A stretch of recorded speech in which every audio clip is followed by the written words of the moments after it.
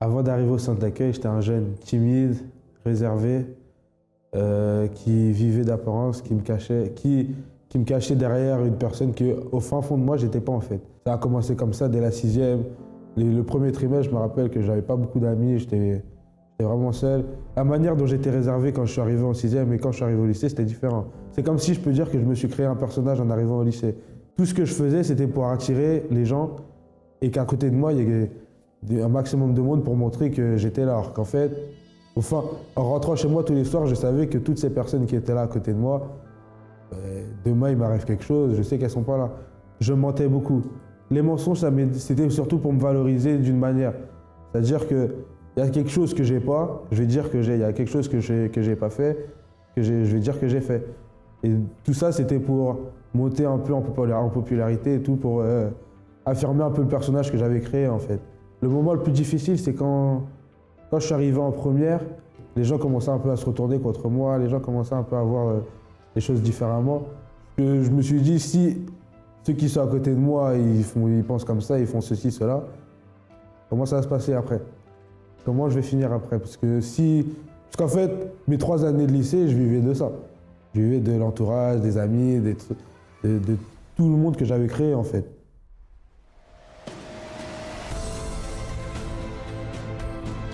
En fait, j'ai connu le centre d'accueil à travers ma sœur qui venait déjà depuis un moment.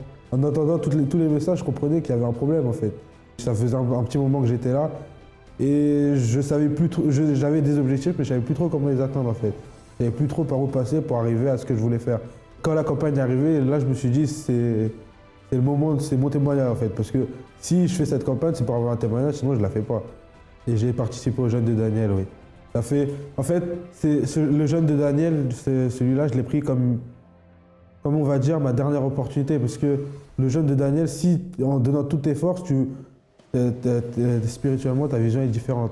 Aujourd'hui, je suis le vrai Randy. J'ai plus besoin de me cacher derrière un personnage, je suis seul ou je suis entouré, je suis la même personne en fait. Maintenant, mes objectifs, je sais que je me force de les atteindre, mais partout où je suis la même personne. Et ça fait qu'aujourd'hui, je suis un jeune épanoui, je suis un jeune heureux, je suis content. Je vais signer un contrat dans un grand club de Ligue 1 de France. À l'âge que j'ai, avec le peu d'expérience que j'ai, c'est quelque chose de très fort. Ça a été possible à travers le sacrifice et à travers le renoncement. J'ai pris en maturité, j'ai grandi, puisque j'affronte les situations d'une manière différente en fait. Pour moi, je suis en train de vivre la vraie vie d'un jeune, puisque quand on est dehors, on vit, mais c'est éphémère. Alors que là, tu dors le soir, tu es content, tu te lèves le matin, tu es content. Et donc c'est cette joie-là qui fait que je suis là aujourd'hui. Qu'est-ce que Dieu a fait dans votre vie? Mais des grandes transformations et des changements. Parce que on est arrivé au centre d'accueil dans une situation terrible de pitié et d'humiliation. Et depuis qu'on est au centre d'accueil, on voit que notre vie change pratiquement dans toutes les catégories parce que on était des gens qui étaient malheureux, c'est-à-dire sans domicile, sans papier, sans travail, remplis de maladies et tout. Quand on est venu, c'était une catastrophe totale. Vous aviez un enfant, n'est-ce pas? Oui. En ces temps, quand on était arrivé, notre fille, elle avait 2 ans. En fait, pendant la campagne d'Israël, il s'est passé que j'avais rendez-vous chez un médecin. Et alors, je suis partie voir le médecin pour une routine. Et là, il m'a consulté. Il a observé que j'avais une boule dans le sein gauche. Il m'a dit, Madame, est-ce que dans votre famille, il y a des gens malades du cancer? J'ai dit non. Il m'a dit, on va faire des examens. On a fait l'IRM. L'IRM n'a montré qu'il n'y avait rien de suspect, au fait qu'il n'y avait rien de cancer. Et là, il m'a envoyé plus loin parce qu'il a insisté. Et on a fait une biopsie. Et la biopsie a montré qu'il y avait un petit cancer, d'après lui. Hein. Vous êtes médecin, n'est-ce pas? Qu'est-ce qu'il dit ici? Et pour bras fibroadénome supérieur externe droit, lésion d'allure plutôt inflammante de 17 mm développée dans les cadrans externes du sein gauche, nécessitant un diagnostic histologique. Classification AC4. AC4 signifie automatiquement cancer. Qu'est-ce que vous avez fait? Et là, mon mari et moi, on a eu la révolte. Déjà, quand on était dans la campagne d'Israël, la révolte s'est augmentée encore. Et là, on a décidé de sacrifier tout. On a dit, on va mettre Dieu à l'épreuve, c'est tout ou rien. Je l'ai accompagné dans le rendez-vous. Et quand le médecin il annonce ça, et vous savez, on est des humains, quand on apprend une nouvelle comme ça déjà, ça nous a abattus. Et concernant mon épouse, elle était tombée tout de suite. Et déjà, elle a refusé devant le médecin. Elle a dit non, je ne suis pas malade. Et le médecin, il insiste. Il a dit non, je ne suis pas malade. Elle a froissé les résultats devant le médecin. Elle a dit, je ne sais pas, moi, je ne suis pas malade. Et voyant qu'elle était excitée, je lui ai dit, sors, va t'asseoir, laisse-moi, je vais traiter avec le médecin. Et là, je suis resté avec le médecin. Je lui ai dit, vous savez, docteur, on ne méprise pas votre métier, mais nous, on dit que la maladie là n'existe pas dans mon épouse. Il a dit, oui, monsieur, vous savez, j'ai eu des cas où des gens qui sont venus faire les examens, et j'ai fait l'examen qui s'avérait négatif, mais j'ai insisté pour que et puis les résultats sont sortis positifs. J'ai dit, ben, de la même manière que vous insistez quand les résultats sont négatifs, et bien moi, je vais vous insister à ce que ce qui est positif va devenir négatif. On a fait beaucoup de choses. On est monté sur l'autel de Dieu 4 fois. Et là, c'était vraiment notre tout sur l'autel de Dieu, et Dieu a répondu. Ok, j'ai ici l'autre. Ça, c'est ça. Le monde en est ça. Je l'ai pris ici. Ok. Aspect radiologique de T, bénigne, kyste ou fibroadénose, diagnostic à préciser par échotomographie. Sein droit, axe 0, sein gauche, axe 0. Qu'est-ce que ça veut dire ça? Comme médecin, ici... Le cancer a disparu et puis il n'y a plus rien dans le sein. Avant d'arriver au centre d'accueil, j'étais un jeune délinquant. Je vivais de la délinquance, c'est-à-dire que je vendais de la drogue. Je participais à beaucoup de bagarres entre bandes, extorsion, recel, tout ce qui mène à la délinquance. En fait, c'était ma vie au dehors.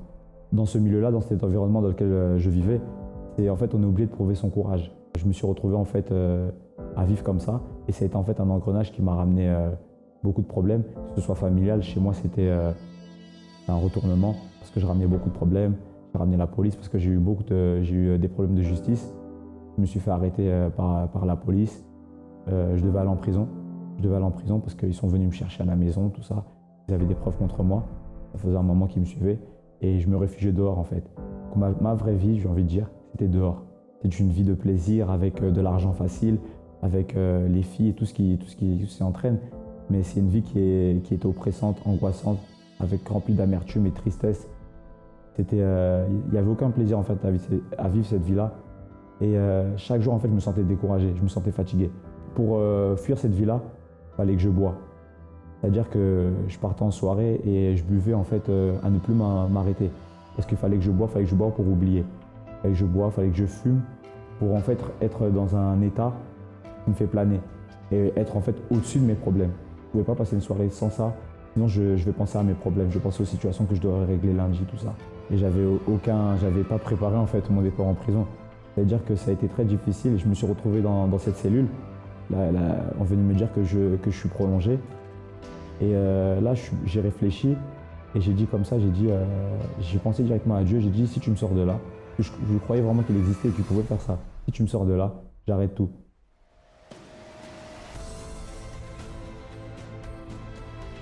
En fait, j'ai connu le centre d'accueil, c'était proche de chez moi. Je ne le connaissais pas vraiment, mais c'est un ami à moi qui venait quand il était petit. Il m'en a parlé, qui m'a invité en fait à qu'on y aille. Donc, bon, j'avais rien à perdre. La première chose que quand j'ai commencé à m'investir, il y avait le jeune de Daniel en 2013. Et on m'avait expliqué comme ça. Si tu dis vouloir abandonner ta vie d'avant et avoir une nouvelle vie, il faut se séparer. Ensuite, il y a eu la campagne Israël. J'ai participé aussi à ma campagne Israël parce que j'avais toujours en fait ça dans la tête que pour réussir, il faut sacrifier en fait.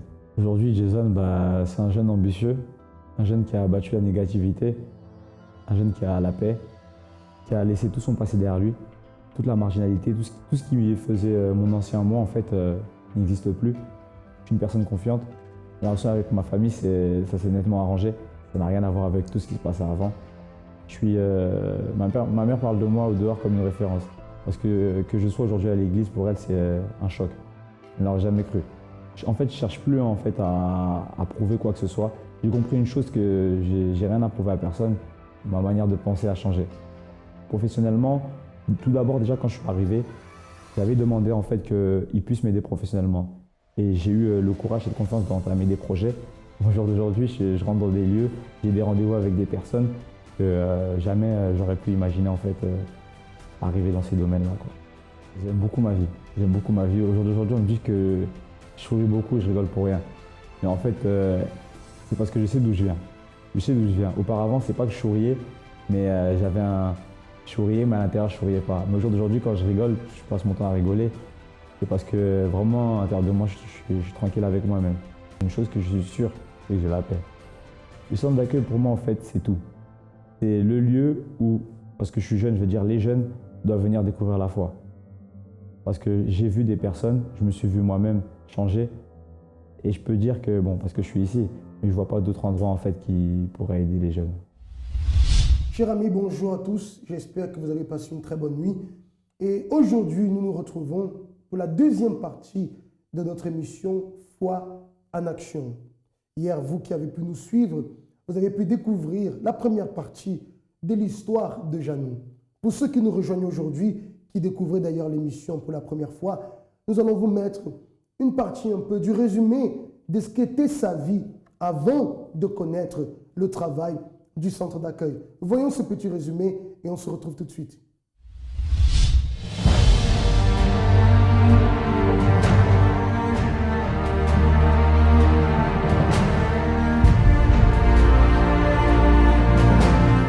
Alors, comment est-ce que vous avez connu le centre d'accueil? Donc, j'ai connu le centre d'accueil en étant beaucoup plus jeune. Je suis arrivée avec ma mère et à cette époque-là, j'étais quelqu'un de très colérique, très nerveuse. J'avais de la haine envers ma mère. On ne s'entendait pas du tout avec ma mère. Et ce qui créait justement beaucoup de problèmes à la maison et aussi à l'extérieur parce qu'à l'école, j'avais du mal à m'entendre avec les autres camarades. Et ce qui faisait que j'étais tout le temps en train de chercher la bagarre. Est-ce que vous avez pu voir dans la vie de votre maman des bénédictions, enfin des miracles qu'elle a pu obtenir?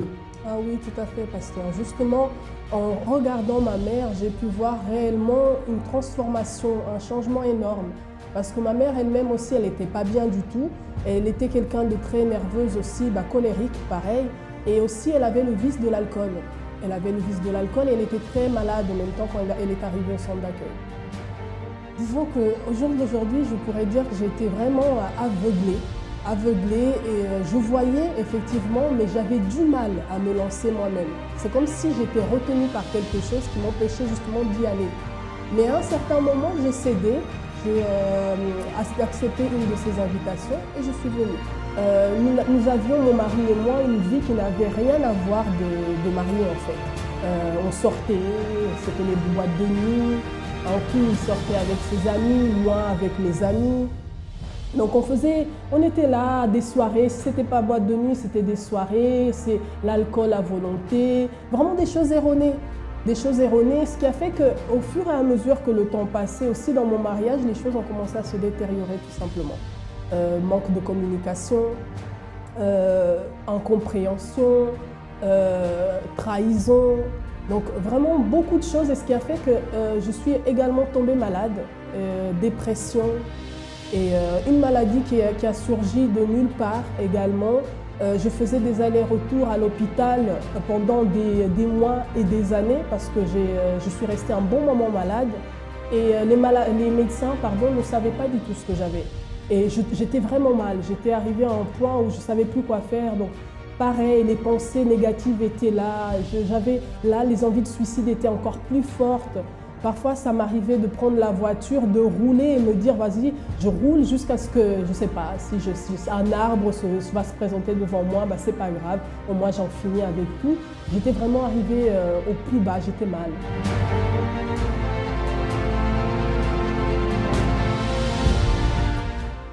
Comme Janou, vous voyez que beaucoup de personnes vivent une vie de souffrance, une vie de désespoir, une vie totalement perdue, cherchant désespérément une solution. sans pouvoir la trouver. Beaucoup de personnes sont concernées dans ce cas-là. Et peut-être vous aussi qui me regardez en ce moment, vous êtes dans cette situation. Vous êtes une personne déprimée, vous êtes une personne angoissée. Et comprenez que si en ce moment vous regardez cette émission, ce n'est pas un hasard. C'est l'opportunité que Dieu est en train de vous donner. Oui, parce que nous croyons que Dieu peut changer votre situation à travers la foi intelligente, la foi en action, la foi mise en pratique. Votre vie, elle peut changer. Aujourd'hui, nous recevons au centre d'accueil beaucoup de personnes et nous avons beaucoup de personnes d'ailleurs qui rendent des témoignages de la transformation qu'elles ont pu obtenir à travers leur foi. Des personnes qui étaient malades et qui ont pu trouver la guérison. Des personnes qui avaient une famille totalement détruite et qui ont pu, à travers la foi, restaurer leur famille. Des personnes qui étaient brisées, détruites à l'intérieur et à travers la foi, ont pu vaincre ces problèmes internes. Et bien d'autres situations, ce sont des centaines de personnes, je dirais des milliers de personnes qui trouvent la solution. Et chaque mois, nous avons des personnes qui trouvent la solution pour leur vie. Et pourquoi pas vous? Et l'émission est là justement pour vous donner l'opportunité à vous aussi de pouvoir vaincre les problèmes que vous traversez dans votre vie. Nous allons voir en ce moment un témoignage, une personne qui, elle aussi, Madame Suzy, a pu obtenir une véritable transformation de vie à travers la manifestation de la foi. Voyons son histoire, son témoignage. Je vous dis à tout à l'heure. Avant d'arriver au centre d'accueil, ma vie a été détruite parce que je ne pouvais pas avoir d'enfant. Et j'imaginais mal ma vie de femme sans vraiment avoir d'enfant. Donc j'avais beaucoup de problèmes de santé, anémie, fibrome, beaucoup d'opérations déjà sur l'utérus. Et à un moment donné, ils m'ont dit, l'utérus ne va pas contenir une grossesse, donc vous ne pouvez pas avoir d'enfant et il faut enlever l'utérus. Parce que plus on enlève les fibromes, et plus il y en a, et plus il y en a. Et je concevais mal ma vie de femme sans au moins un enfant. Mais par la suite, j'ai quand même pu avoir un enfant. Ça a été effectivement une grossesse très surveillée et difficile. Et j'ai quand même mené à bout ma première grossesse. Après, effectivement, ça a été difficile de tomber enceinte la deuxième fois, toujours à cause des fibromes. J'ai quand même pu avoir un autre garçon, mais malheureusement, il a eu une hernie diaphragmatique droite. C'est une maladie qu'on décèle à la deuxième échographie et que l'enfant est décédé 13 jours après sa naissance. Et donc là, ma vie a été anéantie, un enfer, même si j'avais déjà un premier, mais celui-là, le fait qu'il n'était pas là.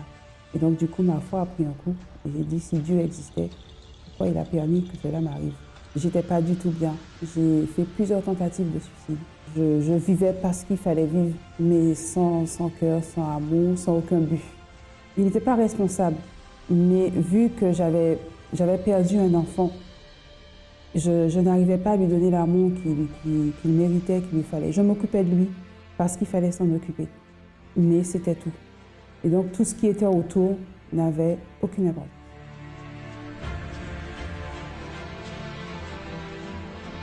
J'ai connu le centre d'accueil par le biais d'un collègue à moi qui est ouvrier ici et qui m'a parlé du centre d'accueil après l'épreuve que j'ai traversée et qui m'a dit de venir prier, de venir au centre d'accueil et que Dieu va m'ouvrir les portes et que ma vie sera autrement. Et un dimanche comme ça, j'ai décidé de venir. Les médecins m'ont décelé un cancer au sein. Avant l'opération, je suis venue ici discuter avec un pasteur.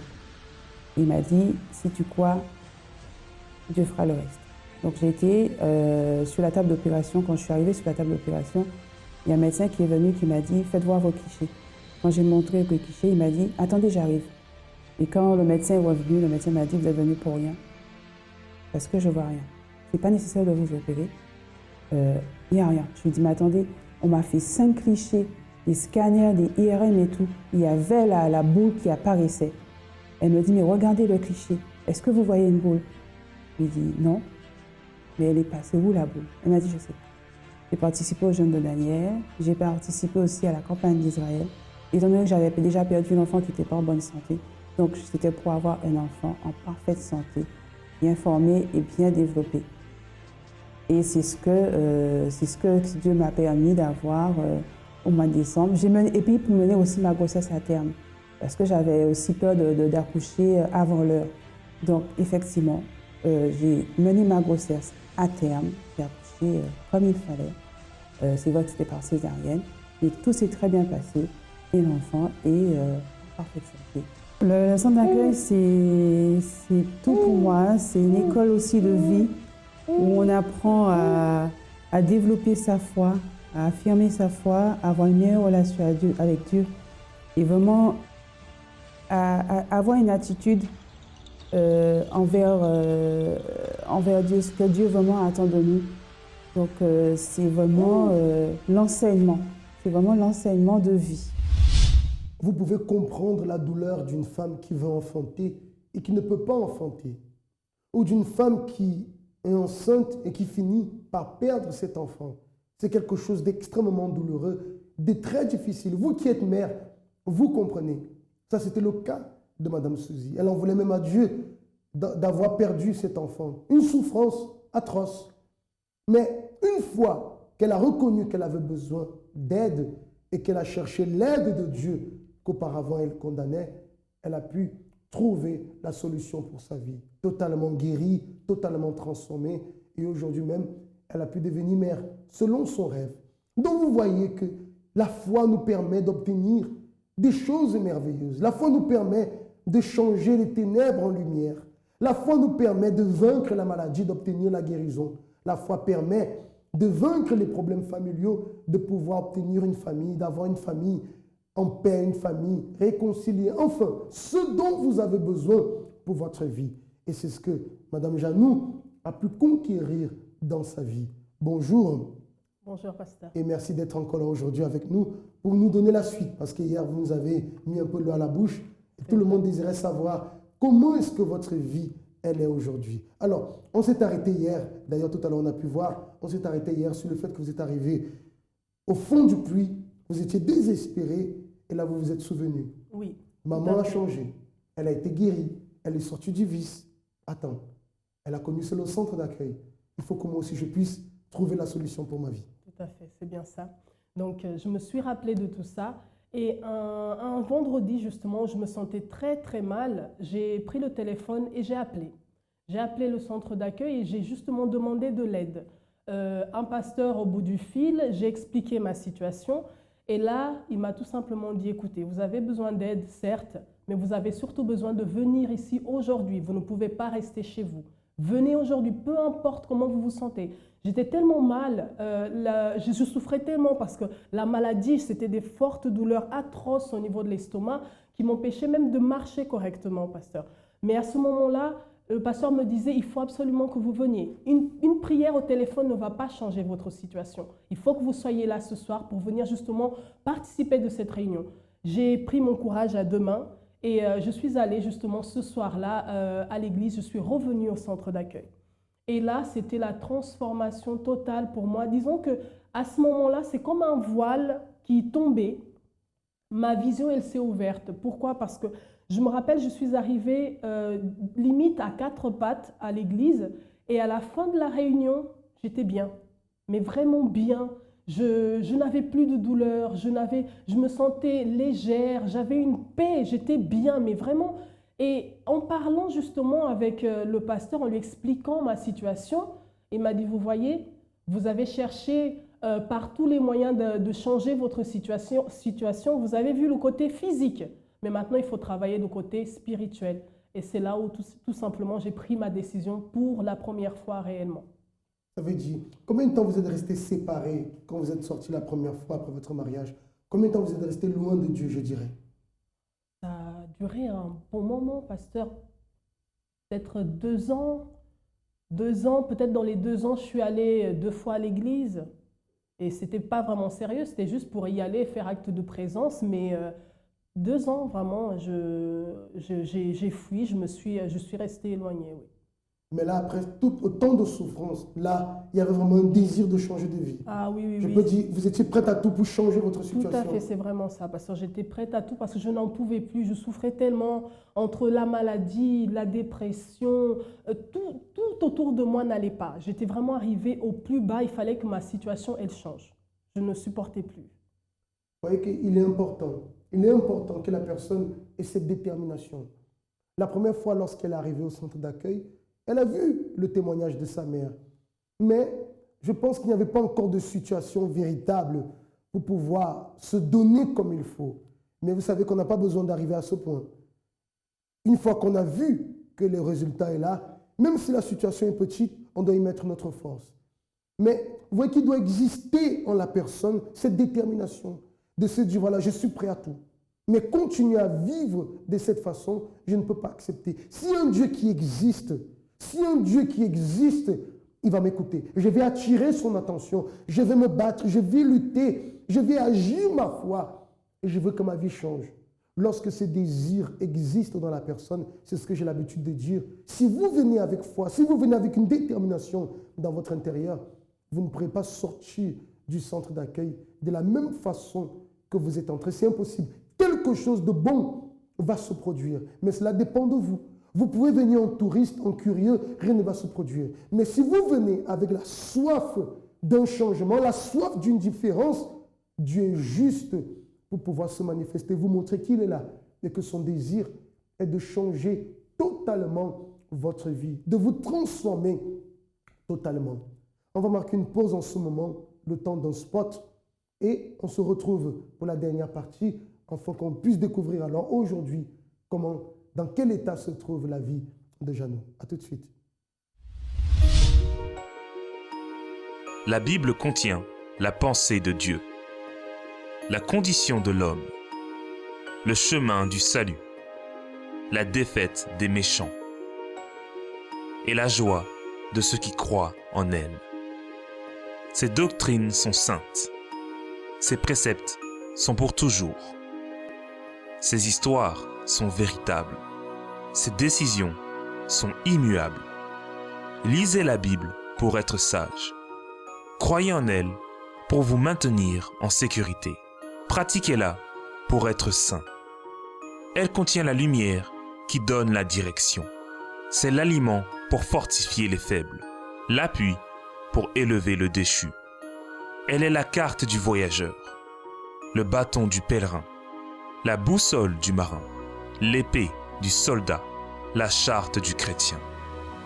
Dans la Bible, vous aurez le paradis restauré, les cieux ouverts, et les portes de l'enfer seront fermées. Christ est le sujet principal, notre bien est son objectif, et la gloire de Dieu est son résultat final. Il devrait occuper votre esprit, dominer votre cœur et guider vos pas. Lisez lentement, quotidiennement et en esprit de prière. Elle est une mine de richesse, santé pour l'âme et une source qui jaillit pour la vie éternelle. Elle traite les plus grandes responsabilités. Elle récompensera le plus assidu. Mais elle n'innocentera pas ceux qui rejetteront ses conseils sacrés. Priez avec elle. Lisez tout et partagez. Si vous nous rejoignez en ce moment, soyez les bienvenus dans Foi en Action. Et aujourd'hui encore, nous sommes avec Madame Janou, qui nous a fait part de son témoignage, enfin qui est en train de nous faire part de son témoignage. Et maintenant, nous allons découvrir, après tant de souffrances, tant de tristesse, d'angoisse, dépression, désir même de suicide, aujourd'hui, comment est sa vie? Alors aujourd'hui, après toute cette souffrance, comment est votre vie aujourd'hui? Aujourd'hui, ma vie est complètement transformée, pasteur. Elle est restaurée. Elle n'a rien à voir, mais vraiment rien à voir avec la vie que j'avais avant. Aujourd'hui, je peux dire que je vis réellement. Aujourd'hui, je suis en paix. Aujourd'hui, je suis libre. Le poids que je portais justement sur moi, tout ce poids-là a été enlevé. Et aujourd'hui, je suis une nouvelle personne, une autre personne. Alors, comment est-ce que vous avez les gens qui nous écoutent se disent comme ça maintenant? Du jour au lendemain, comme ça, elle est devenue une nouvelle personne. Donc, qu'est-ce qui s'est passé? Quelle est la lutte, enfin? Parce que c'est une lutte. Parce que beaucoup entendent le témoignage, pensent que c'est quelque chose qui s'est fait vite. Non, il y a eu une lutte. Alors, comment s'est passée votre lutte ici au centre d'accueil? Alors, c'est très intéressant, pasteur. C'est vrai que tout ne vient pas comme ça. Ce n'est pas parce qu'on l'a décidé que ça va se faire sur le moment même. Non, du tout. Tout simplement, j'ai pris ma décision mais de mon côté aussi, je devais m'investir.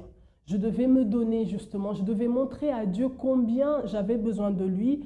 Et pour ce faire, il a fallu que justement je mette en pratique tout ce que l'homme de Dieu me disait de faire, tout simplement dans les réunions dans lesquelles je participais. J'ai fait les chaînes de prière tout d'abord, justement, le conseil qui m'a été donné, c'était ça déjà, d'être ferme dans mes chaînes de prière, le vendredi justement pour ma délivrance, le mardi pour la santé, bien sûr je venais le mercredi aussi parce qu'il fallait que mon intérieur puisse être justement renouvelé.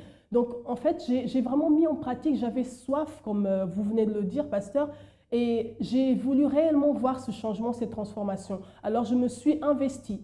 Tout ce qu'on me disait de faire, je le faisais parce que je savais que derrière, j'allais avoir mon résultat, ma victoire. Vous avez bien dit tous les conseils que vous avez reçus. Est-ce que quelqu'un vous a imposé quoi que ce soit? Rien du tout, pasteur, rien du tout. J'écoutais. Et ensuite, c'est Dieu qui parlait à l'intérieur de moi. S'il fallait que je fasse un sacrifice quelconque, un propos quelconque, je le faisais par moi-même parce que j'avais envie de le faire. Parce que je voulais réellement que Dieu se manifeste dans ma vie. En parlant de propos, justement, j'ai participé à divers propos, campagne d'Israël que j'ai fait également. J'ai donné mon tout. Tout, quand je dis tout, c'est côté physique. Je me suis donné en venant à l'église, en participant à des réunions, écoutant et en mettant en pratique. Bien sûr, côté spirituel, prière, jeûne, j'étais investie, mais vraiment à 500%. Totalement. Ah oui. Parce qu'il y avait l'objectif vraiment de trouver un changement de vie. Est-ce que ça a été facile? Ah non, du tout, pasteur, du tout, du tout. Au contraire, c'était encore des luttes. Pourquoi? Parce que les pensées sont là, elles viennent toujours, les pensées négatives qui sont là pour vous dire « Ah non, tu n'y arriveras pas, regarde, tu es fatigué, regarde, ça ne change pas ». On a l'impression même que parfois, on veut que le changement se produise, mais on ne voit pas tout de suite. Alors justement, ces pensées sont là pour nous empêcher de continuer. Mais j'ai lutté, j'ai persévéré, parce que bien sûr, pour avoir la victoire, il y a toujours un sacrifice, des sacrifices à faire, et j'ai continué à persévérer, à prier, à jeûner, à mettre en pratique ce que j'entendais, et au fur et à mesure que cela se produisait, ma transformation aussi commençait à se faire. Vous avez mis en pratique la foi, vous avez obéi, vous êtes confiant en Dieu, croyant qu'il pouvait changer votre situation. Oui. Et aujourd'hui, intérieurement, comment est-ce que vous êtes? Intérieurement, je suis une toute autre personne. Au jour d'aujourd'hui, j'ai confiance en moi, j'ai confiance en mon Dieu, parce que si je suis là où je suis aujourd'hui, c'est tout simplement grâce à Dieu. Et je lui en suis reconnaissante, et je lui en serai toujours reconnaissante. Une chose que je ne peux pas oublier, tout simplement, c'est que réellement, le Dieu du centre d'accueil existe. Parce que je sais d'où je suis venue, j'ai vu ce qu'il a fait dans ma vie. Et si je n'avais pas agi ma foi, au jour d'aujourd'hui, sincèrement, pasteur, je pense que je serais morte, ou je serais, je ne sais pas, en prison, ou dans un hôpital même psychiatrique, c'est sûr, mais je ne serais pas là. Mais Dieu a permis que cela soit différent. À travers ma foi, Dieu a permis que je sois là aujourd'hui en train de vous parler. Il a tout simplement complètement transformé ma vie. La maladie que les docteurs n'arrivaient pas à trouver. Ah oui, pendant plus de 2 ans, j'étais mal. On ne trouvait rien, on ne savait pas ce que j'avais, mais du jour au lendemain, la maladie en question, elle est partie. Elle est partie. Ah oui, guérie complètement. De votre mariage. Mon mariage, grâce à Dieu, c'est le bonheur total. Aujourd'hui, mon mariage est complètement restauré. Aujourd'hui, il y a une entente dans mon couple. Aujourd'hui, on s'aime réellement. Il y a vraiment ce qu'on appelle l'amour. L'amour, c'est-à-dire ce partage, l'union, la complicité, tout ça. Aujourd'hui, je revis. Une vie totalement transformée. Ah oui. On peut dire des ténèbres à la lumière. C'est vraiment ça, pasteur. Il y a des personnes qui voient votre témoignage en ce moment, qui vous écoutent. Qu'est-ce que vous aimeriez leur dire? Ce que j'aimerais leur dire, tout simplement, c'est vous écoutez, mais il faut surtout agir. Agissez, allez au centre d'accueil le plus proche de chez vous. Peut-être vous vous dites vous êtes fatigué, vous avez déjà essayé, ça n'a pas marché, mais peut-être que vous n'avez pas essayé comme il fallait. Peut-être il y a des choses que vous n'avez pas fait. Allez-y, demandez conseil et faites réellement ce qui vous est demandé. Donnez-vous à 500% et vous pouvez être sûr que Dieu va agir dans votre vie. Exactement, parce que Dieu est juste. Dieu est un Dieu de justice. Et lorsque nous nous approchons de lui par la foi, lorsque nous manifestons cette justice de croire en lui, de croire qu'il peut se manifester, il nous honore. Je vous laisse avec un spot et on se revoit tout de suite.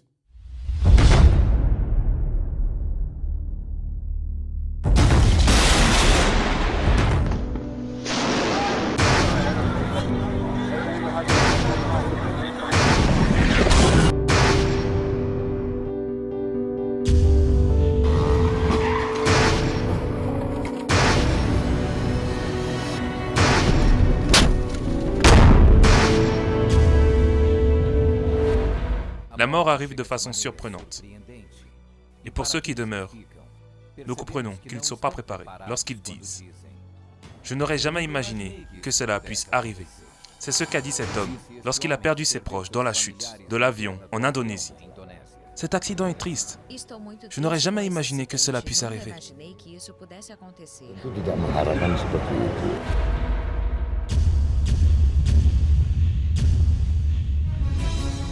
La vie passe rapidement. En un instant, la mort peut arriver. Un détail peut faire la différence pour qu'une personne vive ou non. Et là, quand je les ai regardés, il n'y avait que des « Ah !» À la plage, une famille est morte, victime d'un éclair. Ils avaient des plans et des projets pour le nouvel an. Mais la mort ne l'a pas permis. D'un seul coup, les quatre ensemble, boum, ils sont tombés tous les quatre. Une autre belle famille, avec toutes les conditions financières. Ils étaient préparés pour un voyage de plus dans l'année, plein de réussites. Mais la mort ne l'a pas permis. Je n'aurais jamais imaginé que cela puisse arriver. Je n'aurais jamais imaginé que cela puisse arriver. Ne soyez pas surpris. Les gens ont vu ces personnes entrer. Pour un motif quelconque, quelqu'un de très proche va partir à n'importe quel moment. Et vous allez entendre la même phrase. Je n'aurais jamais imaginé que cela puisse arriver. J'avais presque réussi à sauver ma belle-mère, à sauver sa vie. Le battement de son cœur était revenu. Puis les secours l'ont emmenée à l'hôpital, mais ça n'a pas marché.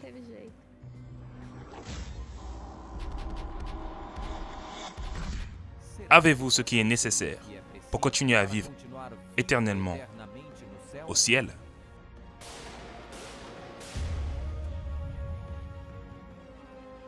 La mort peut arriver et vous rencontrer dans le péché.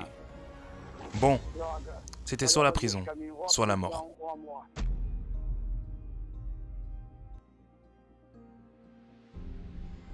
Et ce désir qui était bon à ce moment-là se transforma en une vie éternelle en enfer. En interview pour le site Terra, Andrea Soura, qui raconte la peur qu'elle a eue lorsqu'elle a frôlé la mort. Cette nuit-là, j'ai vu quelque chose de terrible.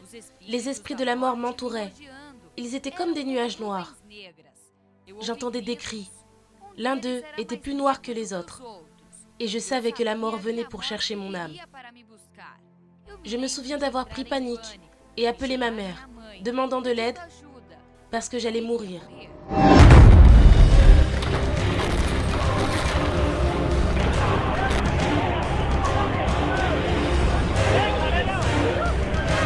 Commencez à imaginer que la mort peut arriver de n'importe quelle manière. Pour cette raison, soyez préparés. Délivrez-vous du péché et donnez votre vie à Jésus. Jésus lui dit, « Je suis la résurrection et la vie. Celui qui croit en moi vivra. Quand même, il serait mort. Et quiconque vit et croit en moi ne mourra jamais. » J'étais quelqu'un de très, très colérique, c'est-à-dire que j'étais vraiment très nerveuse. On peut dire que j'étais rebelle, si on peut dire ça. Je pouvais rester avec quelqu'un et du jour au lendemain, devenir triste. Tout ça, je gardais au fond de moi, j'en parlais à personne. Mes relations avec les autres, c'était un peu, on va dire, compliqué parce que déjà, en moi-même, je ne me reconnaissais plus qui j'étais. Et à d'autres, les messages que je transmettais, on va dire, c'est un message que je ne voulais pas. Mais vu tout ce que je passais, c'est le message que je transmettais aux autres. À la maison, ça n'allait pas. J'avais vraiment de la haine contre les personnes de ma famille. Et je ne savais pas pourquoi je me comportais comme ça. Il n'y avait que moi qui savais. Mais vu que j'en parlais pas, c'était compliqué pour eux de savoir qu'est-ce que j'avais. J'étais tout le temps en conflit, tout le temps en conflit. J'étais très, très têtue. Vu que j'avais une idée fixe dans ma tête, je ne changeais pas d'idée. Je pouvais écouter la personne parler, me reprocher, mais au fond de moi, je dis, je ne veux pas le faire, c'était une perte de temps. Si je m'énervais contre une personne, c'était tout le monde. C'est-à-dire, je mettais tout le monde dans le même sac. C'est-à-dire, la colère pouvait Je pouvais rester, on va dire, 3 jours ou 2 fois plus de ça. En colère, ça ne me dérangeait pas. Et la personne vraiment que j'étais, mais moi je ne supportais pas, c'est-à-dire que ce n'était pas possible. Ce n'est pas que je le voulais, mais c'est ce que j'avais à l'intérieur de moi qui me poussait à le faire. La nuit, j'arrivais pas à dormir. C'est quelque chose, en fait, on peut dire que c'était l'enfer. C'est même pas des cauchemars, comme je dis, c'était vraiment comme si c'était des films d'action, vous voyez. C'était, je dors, mais je sentais vraiment des présences. C'est vraiment de la violence. C'est-à-dire dès que je me réveillais le matin, soit je transpirais, soit j'avais vraiment peur. Et en fait, la même douleur que je sentais quand je dormais, c'est la même que j'avais le matin. Et ça me traumatisait. J'avais toujours l'impression comme s'il y avait une présence derrière moi. Le moment le plus difficile pour moi, c'est quand j'étais petite. En fait, je voulais garder quelque chose qui me tenait vraiment à cœur. Et cette chose-là, je l'ai perdue. Et à cause de ça, pour moi, c'était comme si le monde s'effondrait.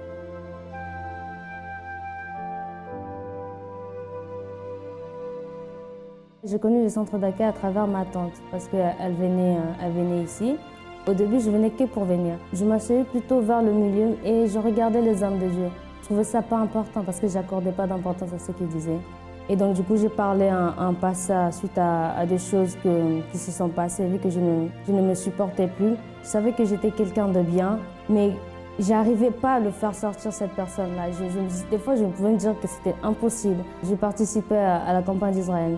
C'est-à-dire, cette campagne, pour moi, c'était une opportunité, mais vraiment une opportunité de commencer une nouvelle vie. Parce que c'est vrai que je venais à l'église, déjà, je ne m'intéressais pas à grand-chose. Et cette campagne, vu que l'évêque l'avait vraiment très bien expliqué, je me suis dit, bon, oui, il fallait que je le fasse.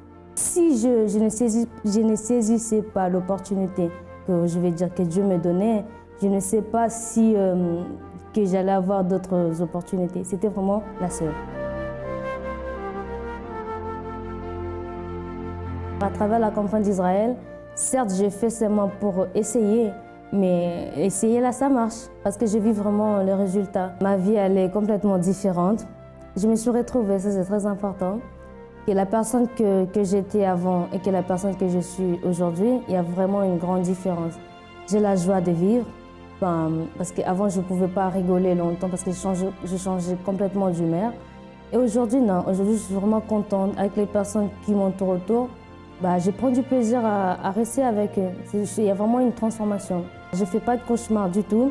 Je dors tranquille, je me réveille tranquille et je me rendors encore tranquille. C'est-à-dire, il n'y a plus de tout ça. La haine que j'avais, la colère, tout ça, enfin, la rage que j'avais, c'est-à-dire tout ça c'est vraiment fini.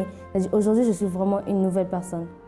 Pour moi, les centres d'accueil, c'est comme une école où on apprend tout. Peu importe la personne qu'on est, on apprend vraiment les bases. Pour moi, c'est une école de vie.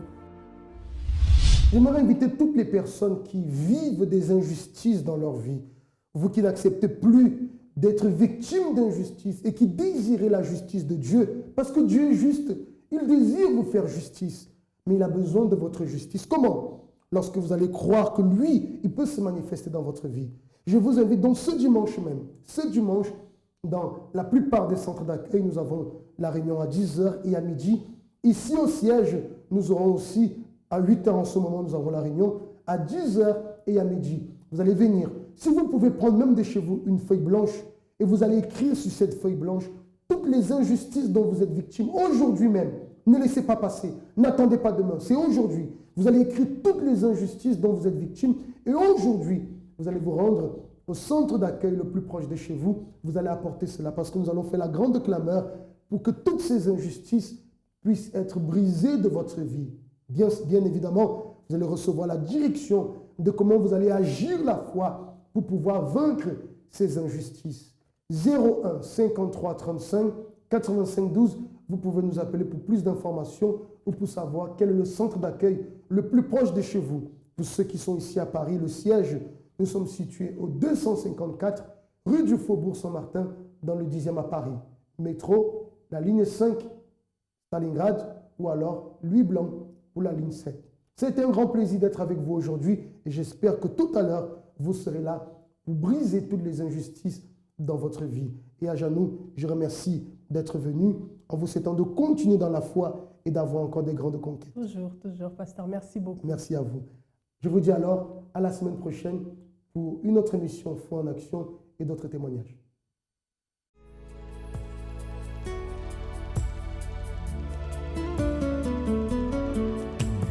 Père, je sais que tes yeux parcourent la terre afin de chercher quelqu'un qui t'adore en esprit, quelqu'un qui t'adore en vérité. Père, tout comme tu choisis David, viens et répands sur moi aussi de l'huile précieuse de l'onction. Fais de moi un serviteur selon ton cœur. Trouve en moi un vrai adorateur, en vêtements blancs d'honneur. Je veux contempler ta face, ô Père. Viens y oindre mon offrande d'amour, car je t'abandonne mon cœur, mon Dieu, mon Père. Trouve en moi, Seigneur, un vrai adorateur. Trouve en moi un vrai adorateur, en vêtements blancs d'honneur. Je veux contempler ta face, ô Père.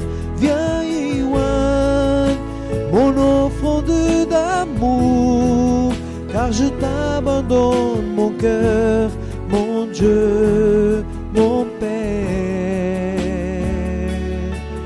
Trouve en moi, Seigneur, un vrai adorateur.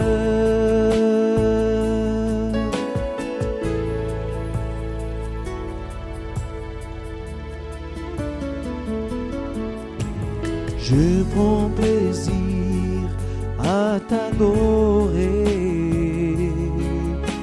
Je prends plaisir à te louer. Yeah. Trouve en moi un vrai adorateur, en vêtements blancs d'honneur. Je veux contempler ta face, ô Père.